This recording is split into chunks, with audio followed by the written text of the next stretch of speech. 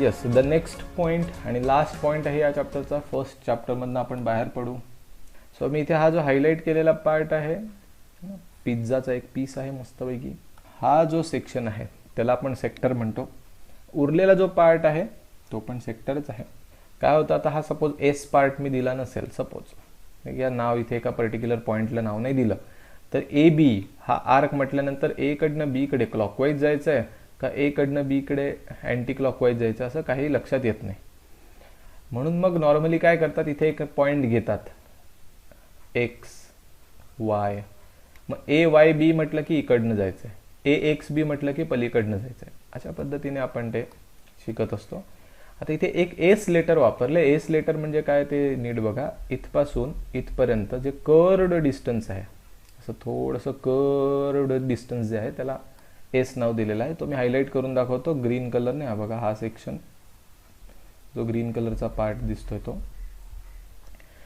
So जो green कलरचा part आहे दॅट इज आर्क. ग्रीन कलरचा पार्ट आहे तिथे आर्क म्हटलेला आहे, तो झाला arc. Okay, that is measured in metre, centimetre, mm.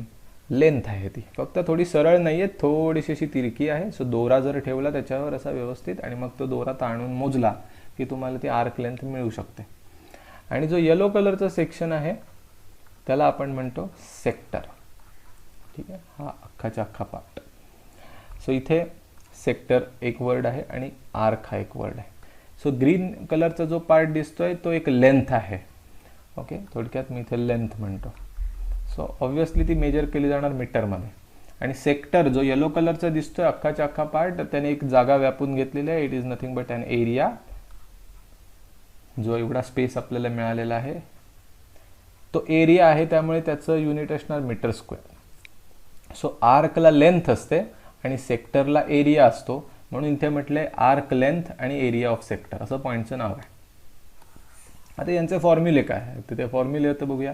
की आर्क लेंथ काढायची असेल, okay, arc length is equal to capital S वापरला जाईल, इथे कॅपिटल एस वापरला आहे. Arc length capital S is equal to, आणि त्याचा फॉर्म्युला खूप सिम्पल आहे, आर थिटा, आणि त्याच्यावरती असं सी लिहिलं आहे. हा सी लिहिणं खूप मस्ट आहे, इम्पॉर्टंट आहे. बिकॉज थिटाच्या वरती सी लिहिणं याचा अर्थ असा होतो की तुम्हाला जो थिटा कॅल्क्युलेशन घ्यायचा आहे, कॅल्क्युलेशनसाठी घ्यायचा आहे, तो रॅडियनमध्येच असला पाहिजे. वाय? बिकॉज रॅडियनची डेफिनेशन ही आर्क लेंथवरच असते.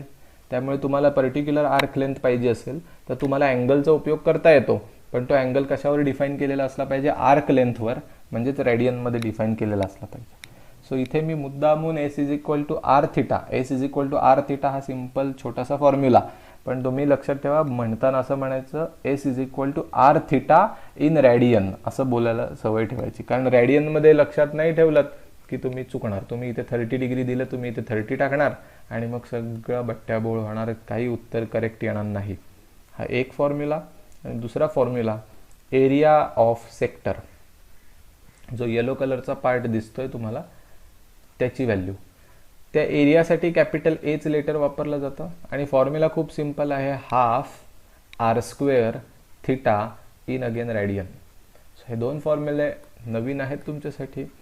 सो तुम्ही डायग्राम काढून घ्यायला हरकत नाही. हे जे रिमार्क्स लिहिले ते लिहायला हरकत नाही की ग्रीन सेक्शन आहे त्याला आर्क म्हणतात, त्याला लेंथ असते आणि त्याचं युनिट मीटर असतं. आणि येलो कलरचा जो पार्ट आहे त्याला सेक्टर म्हणतात, त्याला एरिया असतो आणि त्याचं युनिट मीटर स्क्वेअर असतं. That's it. आणि formulae of those two concepts. First problem आहे, तुम्हाला येऊ शकतो पण सोडवू नका, जरा लक्ष द्या फक्त, आपण एकत्र मिळून करू. First line of this problem is the number of circle, the diameter of the circle is 14 centimetre. So सेंटीमीटरमध्ये असेल हा काही इश्यू नाही आहे, पण तो डायमीटर आहे.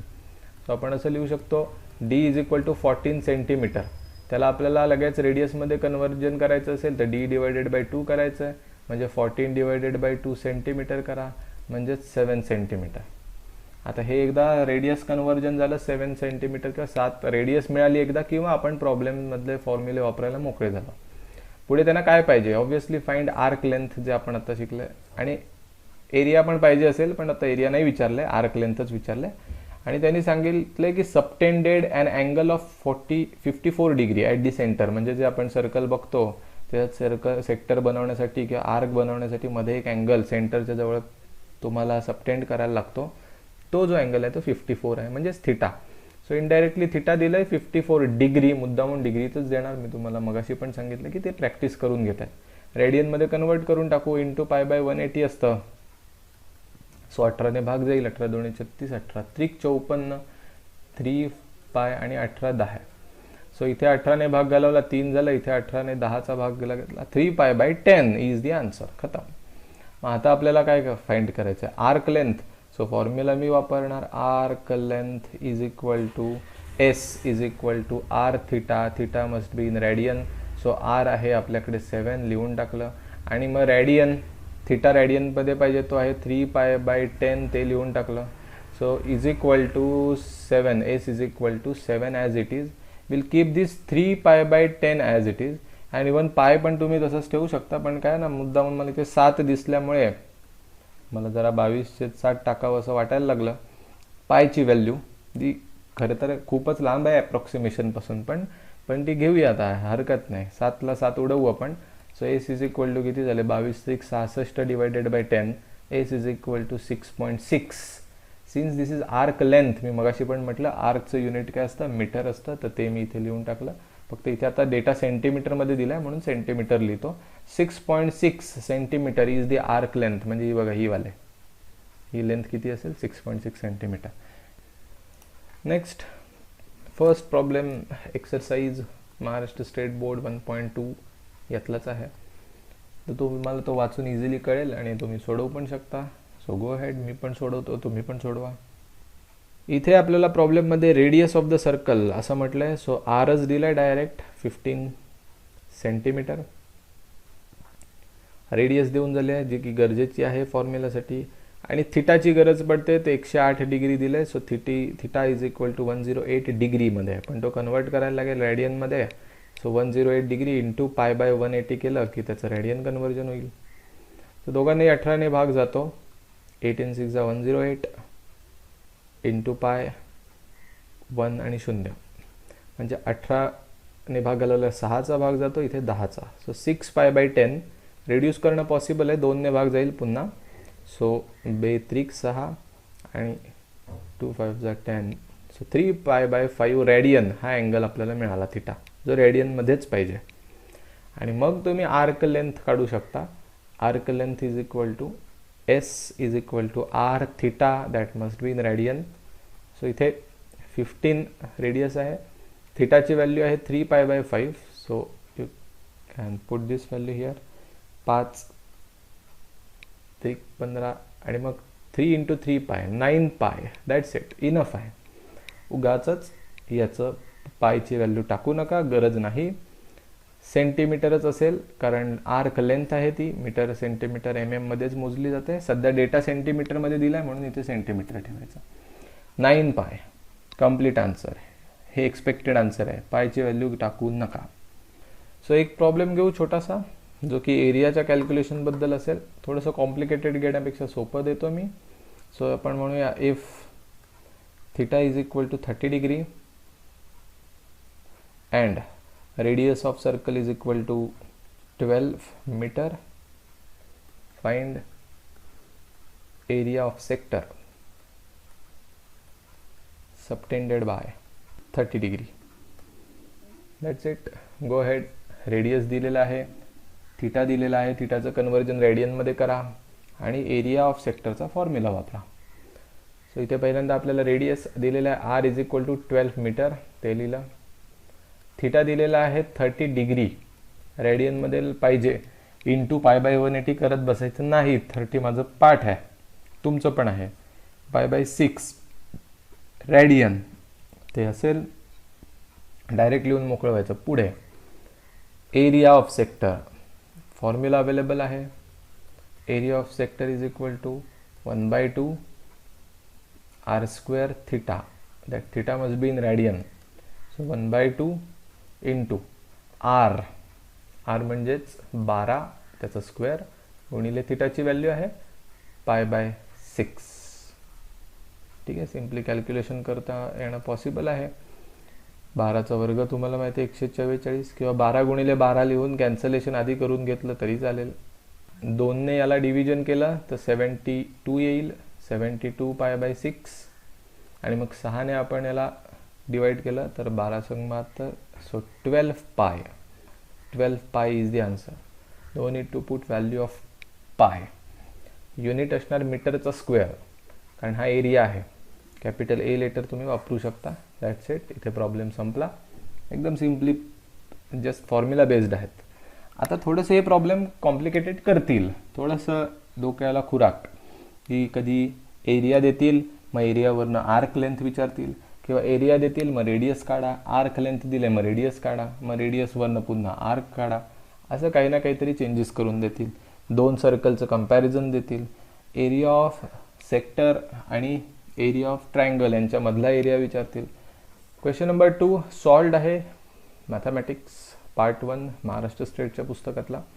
त्याच्यामध्ये पहिलाच असं म्हटलं आहे की in a circle of radius. चलो रेडियस तर दिला आहे, R is equal to 12 centimetre.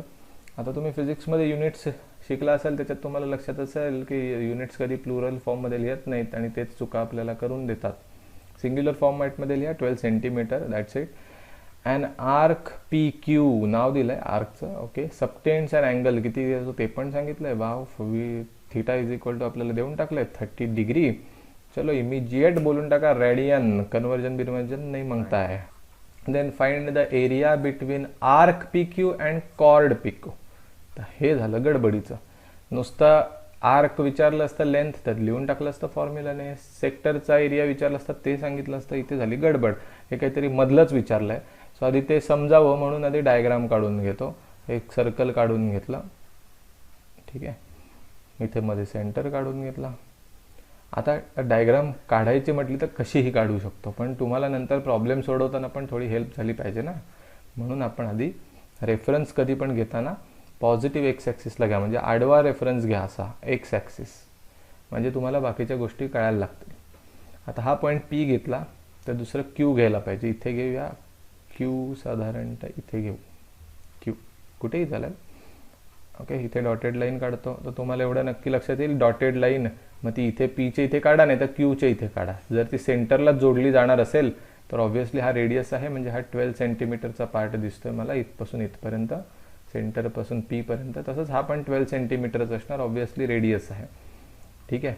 तर त्यांना एरिया ऑफ सेक्टर हवा असता तर आपण हा फटाफट मार्क करून दिला असं सगळ्याचा सगळा एरिया. सो मी तुम्हाला इथे करून दाखवतो, ठीक आहे. हा येलो कलरचा एरिया दिसतोय, that is area of sector. हा काढायला काही प्रॉब्लेम नव्हता, सगळा डेटा अवेलेबल आहे, फॉर्म्युला पण आपल्याला माहिती आहे, आपण काढून टाकला असता. पण त्यांना तो नको आहे. त्यांना पाहिजे find area between arc P Q. Arc ही लेंथ असते, तर ती लेंथ आधी बघूया. आर्क म्हणजे हे बघा इथे हा जो कर्ड पार्ट आहे पी पासून क्यू पर्यंतचा, जो मी इथे डार्क करून दाखवण्याचा प्रयत्न करतोय त्याच्याकडे लक्ष द्या. आधी समजून घ्या, लिहू काहीही नका. तुम्हाला समजल्यानंतर लिहायला काही फार वेळ लागत नसतो. हा आर्क आहे तो. आणि दुसरं म्हणतात कॉर्ड पी क्यू. आता कॉर्ड म्हणजे तुम्हाला माहिती आहे की एखादं सर्कल असेल आणि त्याच्यात कुठलीही लाईन अशी काढलीत की जी 2 पॉईंटमध्ये त्याला फोडून जाते की कॉर्ड झाली. असं काही नाही की ती डायमीटरच पाहिजे, कुठेही काढा कॉर्ड, कुठेही काढा. या सगळ्या कॉर्ड्स आहेत. मग तशी इथे मी पी आणि क्यू मधनं काढू शकतो. मी प्रयत्न करतो काढण्याचा, थोडंसं जमेल. चला आली कॉर्ड, ठीक आहे. आता ही कॉर्ड तुम्हाला दिसते, एक लाईन आहे. या लाईन आणि तो जो आत्ता मी डार्क सेक्शन दाखवला पी आणि क्यू आर्क यांच्या मधला एरिया त्यांना पाहिजे. हा एक पॉइंट पी आणि क्यू यांच्या मधला. मग आता आपण काय करायचं ते मी तुम्हाला सांगतो, नीट बघा. हा जो येलो कलरचा जो सेक्शन आहे पूर्ण तो मी कॅल्क्युलेट करेन. त्याच्यामधनं हा जो आता ब्लू कलरचा पार्ट मी दाखवतोय पण तो ग्रीन होईल ओव्हरलॅपिंगमुळे. हा ग्रीन कलरचा एरिया जो की एक ट्रायंगल आहे तो जर वजा केला तर तुम्हाला उरलेला पिवळ्या कलरचा एरिया मिळेल की नाही. सो त्यांना कुठला एक्सपेक्टेड आहे तो कळत आहे का. येलो, हा येलो सेक्शन त्यांना पाहिजे. येलो कलरचा जो एरिया आहे तो पाहिजे त्यांना. मग आपण कसं केलं, पूर्ण आधी काढला होता सगळा सेक्टर, त्याच्यातनं हा ट्रायंगल वजा केला की हा जो रिमेनिंग पोर्शन असेल तो मिळेल. बरं आता सेक्टर आणि ट्रायंगलचाच का विचार करायचा, because we know formulas for that. आपल्याला फॉर्म्युले पाहिजेत. मी हे न करता मी हा डायरेक्ट पिवळा पण काढू शकतो, मी काढू शकतो, बिकॉज आय नो इंटिग्रेशन. मला इंटिग्रेशन सोडत झालं मी यू काढून दाखवू शकतो. बट ते अजून मला माहिती आहे. तुम्हाला कधी शिकायचं माहिती आहे? 12वीमध्ये चॅप्टर नंबर 6. वेळ अजून. त्यामुळे आत्ता तुम्ही सध्या तुम्हाला जेवढं माहिती आहे त्याच्या बेसिसवर सोडवायचं आहे. सो फर्स्ट स्टेप असेल to find area of sector, overall sector. एक नाव देऊन टाकू त्याला OPQ, पूर्णच्या पूर्ण सेक्टर. सो इथे पहिलं आपलं काम असेल एरिया ऑफ सेक्टर. ठीक आहे, इज इक्वल टू, त्याचा फॉर्म्युलामध्ये त्याला आपण एक नाव द्यायची गरज नाही, एरिया ऑफ सेक्टर म्हणा, A1 म्हटलं तरी चालेल. ओव्हरऑल जो मगाशी पूर्ण पिवळा दिसत होता तो इज इक्वल टू, फॉर्म्युला आहे half r² theta, that must be in radian. So 1/2. r ची व्हॅल्यू आहे 12, सो मी इथे 12 टाकलं त्याचा स्क्वेअर. आणि दुसरं म्हणजे थीटा, थीटा तो रेडियनमध्ये पाहिजे, तो इथे π/6 तो लिहून टाकला. सो फायनली आपल्याला 1/2, इथे 12चा स्क्वेअर करण्यापेक्षा 12 गुणिले 12 लिहूया, म्हणजे जरा कॅन्सलेशन बेटर राहील. राईट. सो 6 × 6, 6 × 2 = 12, हे 2 ला 2 कॅन्सल, म्हणजे इथे उरले फक्त कोण 12 आणि हे पाय. सो 12 पाय सेंटीमीटर स्क्वेअर किंवा स्क्वेअर सेंटीमीटर हा एरिया मिळाला. पण तो कोणाचा मिळाला? सेक्टरचा. कंप्लीट येलो सेक्शन जो आपण आधी पेंट केला होता तो. एवढं काम आपण पूर्ण केलं म्हणजे आपला 50% प्रॉब्लेम संपला असं नाही म्हणता येणार, बट मॅक्सिमम पोर्शन झाला की ज्याच्यामध्ये आपल्याला आधी लॉजिक तर कळालं आहे आणि त्यातली एक स्टेप आपण पुढे गेलो.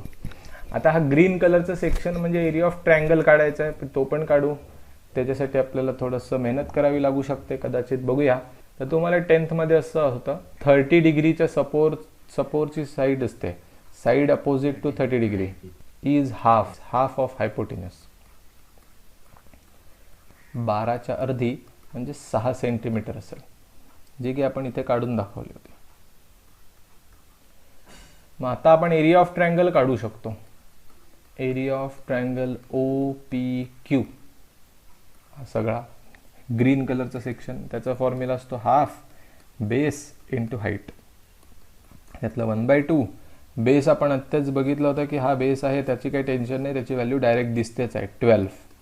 हाईटचाच प्रश्न होता, तो आता आपण काढून ठेवला. या कोपऱ्यात 30 डिग्री आहे, तर 30च्या समोरची हाईट काढणं सोपं असतं. मग इथे मी लिहून टाकलं 6 इज इक्वल टू 1/2, किंवा ते 2ने भाग घालून टाकू 6, आणि मग 6 × 36 सेंटीमीटर स्क्वेअर.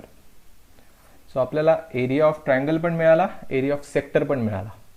आता मला फक्त हा मधला येलो कलरचा एरिया पाहिजे. मग तो काढण्यासाठी बेसिक लॉजिक असेल, एकदम कॉमन सेन्स आपण म्हणू की area between arc and chord PQ, जो येलो कलरचा सेक्शन आहे तो कसा काढणार? आपण एरिया ऑफ सेक्टर घेणार, जो येलो कलरचा पूर्ण पार्ट होता आधी काढलेला, त्यातनं मायनस काय करणार? Area of triangle. मग एरिया ऑफ सेक्टर मग अशीच आपण काढलंय 12 पाय, आणि आता आपण काढलं एरिया ऑफ ट्रायंगल 36. हेच उत्तर आहे. मुलांना काय वाटतं की याच्यात काही पायची व्हॅल्यू टाकायची आणि सिम्प्लिफाय करायचं आहे का? अजिबात नाही. एवढंच उत्तर ठेवा, त्याला ब्रॅकेट टाका, सेंटीमीटर स्क्वेअर एवढं लिहून टाका, खतम. अगदीच कोणाला वाटलं याच्यात 12 कॉमन येत आहेत, घ्या 12 कॉमन. याच्यातनं 12 बाहेर गेले तर पाय राहतील, याच्यातनं 12 गेले तर 12 त्रिक 36, 3 राहतील सेंटीमीटर स्क्वेअर.